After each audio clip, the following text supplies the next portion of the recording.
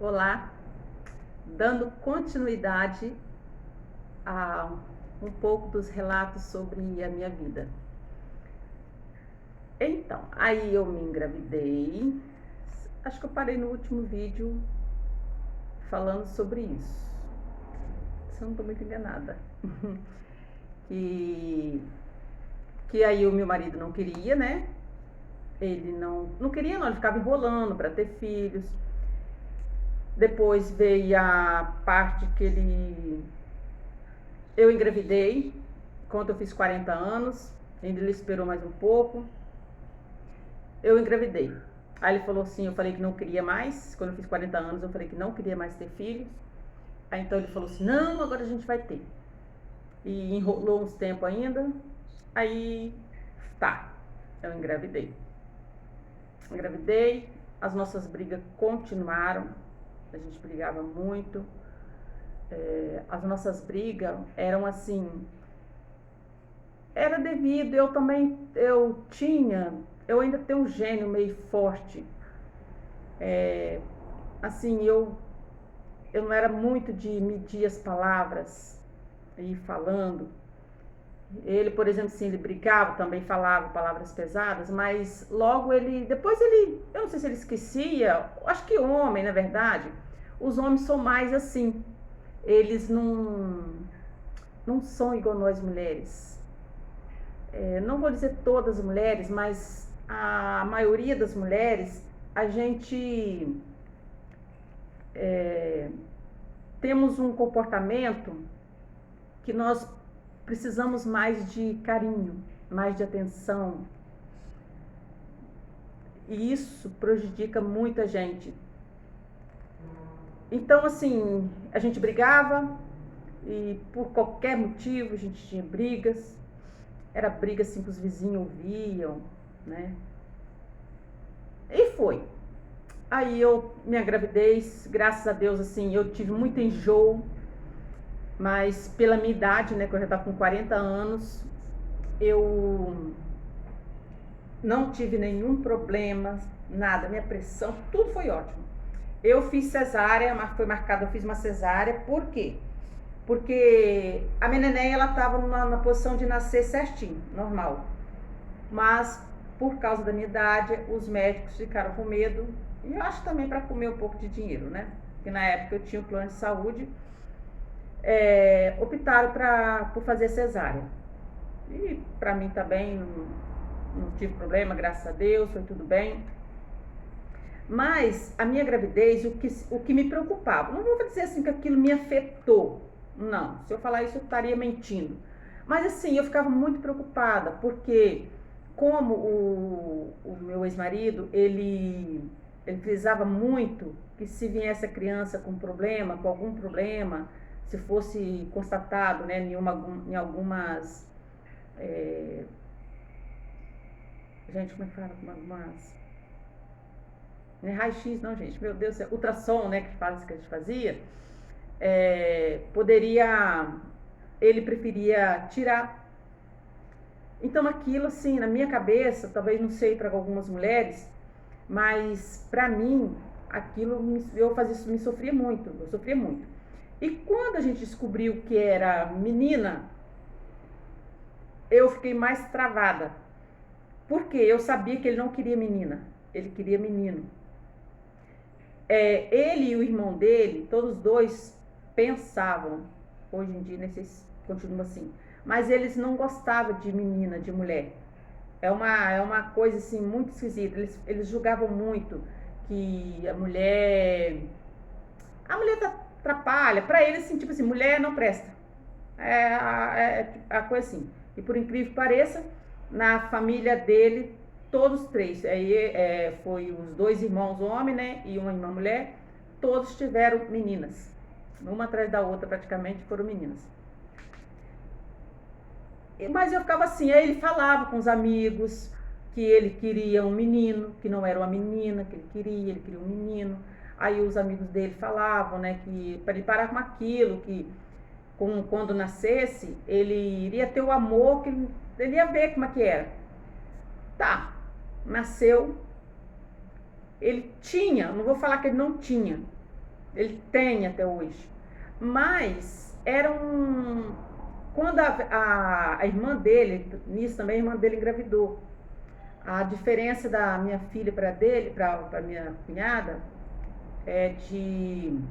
Para a filha, né, da minha cunhada, é de 6 meses. Quando ela nasceu, até os 6 meses, ele parecia que tinha mais carinho com a nossa filha. Tratava melhor. Quando a menina nasceu, a outra nasceu, também era uma menininha. Eu não sei porque se a menina, aí a sobrinha dele, ela é branquinha, igualzinha ele, assim, branquinho, do olho azul. Ela é ele cuspido, é igualzinho ele, assim, que a irmã dele também é igualzinho ele. Ele tive a sensação, que não é sensação, é que aconteceu isso mesmo. Ele parece que ele põe mais amor na sobrinha do que na nossa filha. E era assim, essas coisas eram evidentes. E ela foi crescendo, ele só brincava com a minha filha, quando assim, às vezes ele parava dentro de casa, uma coisa assim, ele só brincava com a minha filha, quando a sobrinha estava junto, né? E foi assim, então assim, era muita coisa. A nossa menina nasceu com bronquite e com sinusite. Graças a Deus ela foi curada. E às vezes eu saía debaixo do sol quente para ir no médico, levá-la no médico. Ele não levava, ele não pegava o carro para levar. Eu pedia, ele falava, agora não posso não porque eu tô trabalhando. Eu começava a falar. Eu passava a mão nela e ia. Quando a sobrinha dele, que é a minha sobrinha também, né? Gosto muito dela, eu tenho uma paixão por ela. Ela passava mal, ele quase se matava, largava tudo que tinha que largar e saía, pegava o carro e ia levá-lo pro médico. Então, assim, era uma diferença muito grande. E aquilo, tanto para mim como para nossa filha, aquilo foi machucando a gente muito. Aquilo foi acabando com o meu casamento. Você vê um comportamento, né, de um pai assim com a filha, pra mim aquilo me foi acabando comigo. E foi. Quando até... Gente, vai passando a rápido muito alto, não vou ficar gravando os vídeos muito longos, não. Até que ele nunca foi em reunião de escola dela, nunca foi em apresentações, né? Quando é criança, assim, havia muitas apresentações, ele não ia em nenhum. Ele falava assim que o pai dele e a mãe dele nunca foi nos dele, então ele não ia, nunca foi. Ela pedia, quando ela era menorzinha, ela pedia ele, ela via, né, os pais, né, levando quando ela estava no pré, sempre às vezes a mãe não ia, o pai que ia, né, levar, apanhar, né, os coleguinhas. Ela via aquilo, ela pedia a ele, que queria que ele levasse ela também. E ele falava que nunca tinha tempo, estou trabalhando, não tem tempo.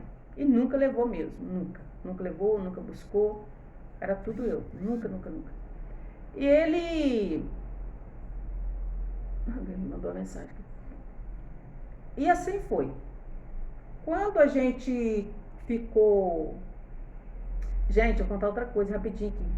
Eu vou parar esse vídeo aqui, mas vou parar nessa parte que eu vou contar do milagre que eu recebi, da prova que Deus...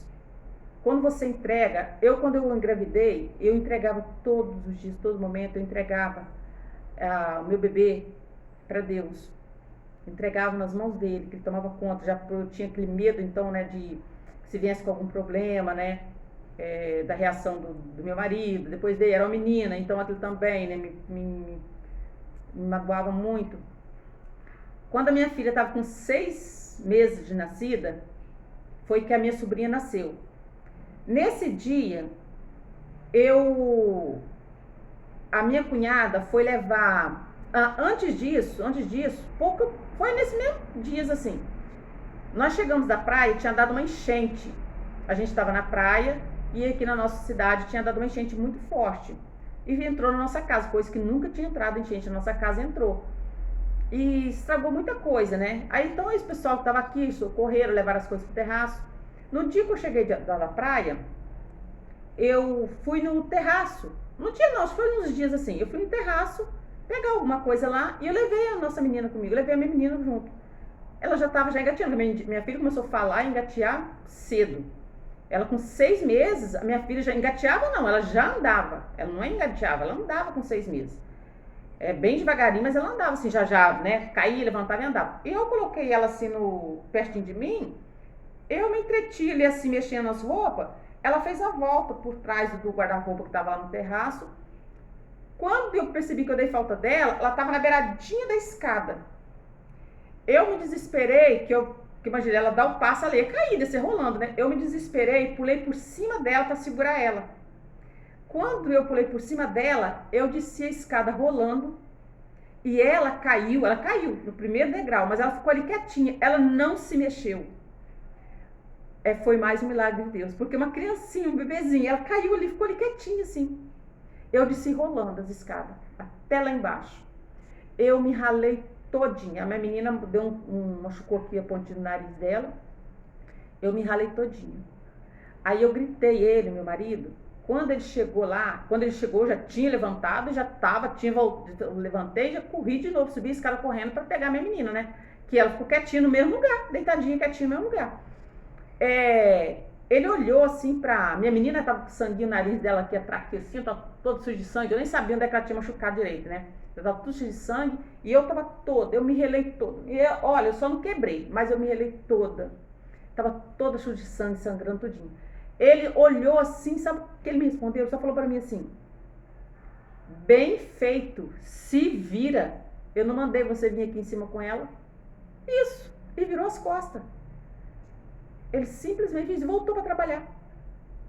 Aí eu desci, fui lá, joguei uma água no meu corpo, lavei o rostinho dela e tudo, vi como é que tava. Aí eu liguei pra minha irmã foi lá em casa. Aí eu fiquei com medo, né, levei ela no médico, né, porque eu imaginei que poderia o tombinho ter machucado mais ela, mas não, só foi mesmo, ralou só o narizinho dela assim. E tá, isso aí passou. No dia que eu fui, quando a minha cunhada, o bebezinho dela nasceu, já tinha nascido, né? Aí nesses dias mesmo que a gente tava, foi período logo depois que eu machuquei, assim, que aconteceu isso, eu tava dando banho. Gente, eu fico preocupada, eu vou acelerando porque já tá em 12h25. Aí se ficar muito longo, daqui a pouco dá o tempo e cancela o vídeo. Minha cunhada foi levar a menina no médico para tomar as vacinas, né, de recém-nascido. Então ficou, quando ela terminasse lá, ela ligava meu marido, ela buscar ela. E nesse meio tempo, eu coloquei a minha menina dentro da banheira, eu enchia a banheira, que ela gostava muito de ficar batendo as mãozinhas assim dentro da água, assim, né? Eu enchia a banheira até em cima mesmo de água mesmo, pra deixar ela ficar à vontade de ver assim. Gente, eu entrei pro banheiro, fui dar banho nela.